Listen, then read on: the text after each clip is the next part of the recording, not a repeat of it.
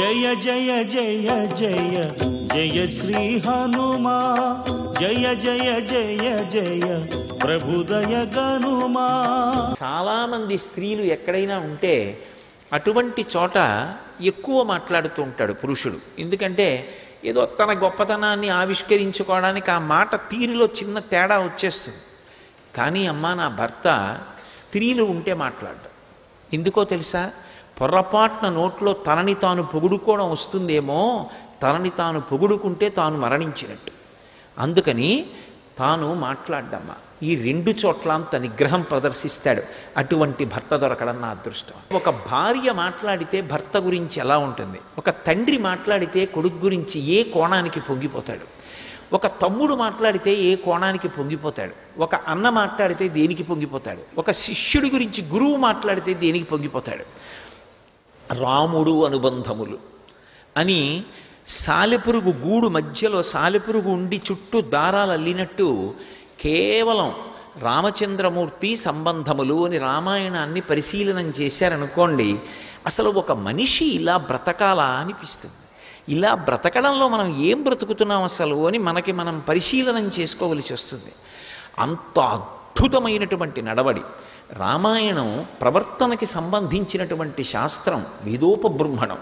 అందుకే ఎక్కడైనా సరే ఎవరు ఎలా ప్రవర్తించారు అనేటటువంటి దాన్ని కించిత్ కూడా దాచకుండా మాట్లాడతారు. మాట్లాడడంలో గమ్మత్తు ఏమిటంటే ఇతను మంచి పని చేశాడు అని చెప్పరు, ఇతను చెడ్డ పని చేశాడు అని మహర్షి చెప్పరు.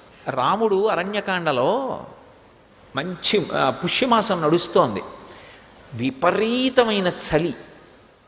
ఆయన స్నానానికి వెళ్ళాడు. ఆయన స్నానం చేస్తున్నాడు నదీ తీరంలో అని చెప్పి వదిలియచ్చు మహర్షి.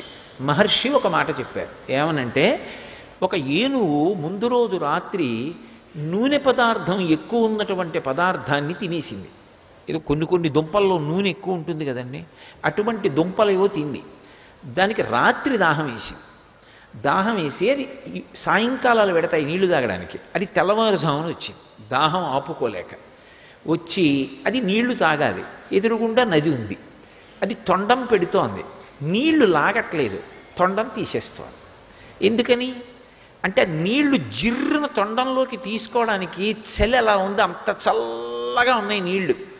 అది తొండంలోకి లాగి నోట్లో పోసుకోవడానికి అమ్మో ఇంత చల్లటి నీళ్ళా అని పోసుకోవట్లేదు. దాహం వేస్తోంది కానీ తాగాలి, కానీ తాగట్లేదు. అది తొండం పెట్టి వదిలేస్తోంది. రాముడు స్నానం చేశాడు. ఏం చెప్పారు మహర్షి అంటే, ఆ కాలమునందు ఏం చెయ్యాలని శాస్త్రం చెప్పిందో రాముడు అది చేసేస్తాడు. అలానే ఎక్కడైనా చెప్పారా మహర్షి?